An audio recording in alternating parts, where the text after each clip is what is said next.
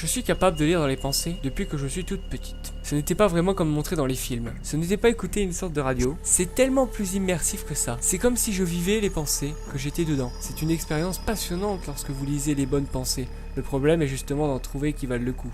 Honnêtement, lire les pensées d'adultes est aussi barbant que de déclarer ses impôts. Les pensées d'enfants, bien au contraire, sont exceptionnelles. Elles ne sont pas encombrées par le travail, le stress, les insatisfactions. L'esprit d'un enfant est rempli d'imagination et d'aventure. C'est pourquoi je suis devenu professeur de maternelle. Je reste assise à mon bureau, regardant les enfants colorier. Je souris alors qu'ils griffonnent sur leurs cahiers. Je m'approche doucement et je regarde à travers leurs pensées. En un instant, je décolle avec Carlos dans une fusée à travers des galaxies tourbillonnantes. Je visite de lointaines planètes rempli d'extraterrestres. Je souris et je passe à Marcy. Je peux sentir les cannes à sucre et les dragées alors que je suis entraîné dans un véritable monde de sucreries parsemé d'arbres en chewing-gum et de cascades de caramel liquide. Marcy joue à la marelle avec un bonhomme de pain d'épices, riant de son petit rire si mélodieux. J'étais sur le point de passer à Thomas quand j'ai senti quelqu'un tirer sur ma robe.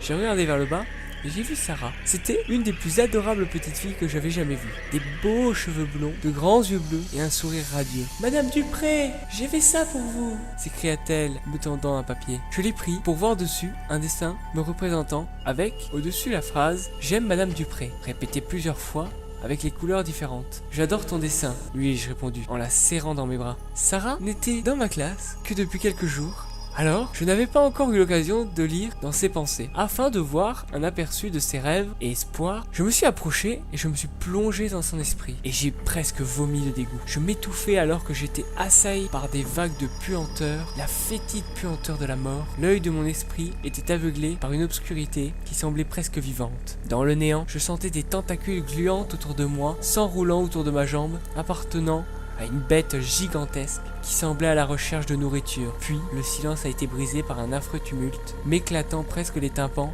les cris de milliers d'âmes pleurant de désespoir, implorant la libération de la mort. Puis, l'instant d'après, j'étais de retour dans ma classe. J'ai quitté l'esprit de Sarah, espérant qu'elle n'ait pas remarqué mes tremblements. « C'est un très beau dessin, Sarah », lui ai-je dit, presque en chuchotant. « Maintenant, retourne à ton bureau et prépare-toi pour le déjeuner, d'accord ?» Elle a hoché la tête et sautillé vers son bureau, alors que je la regardais s'en aller, et je me suis dit que les pensées d'un enfant sont les choses les plus merveilleuses sur Terre, mais quelle que soit la chose dans cette robe bleue, ce n'était certainement pas un enfant.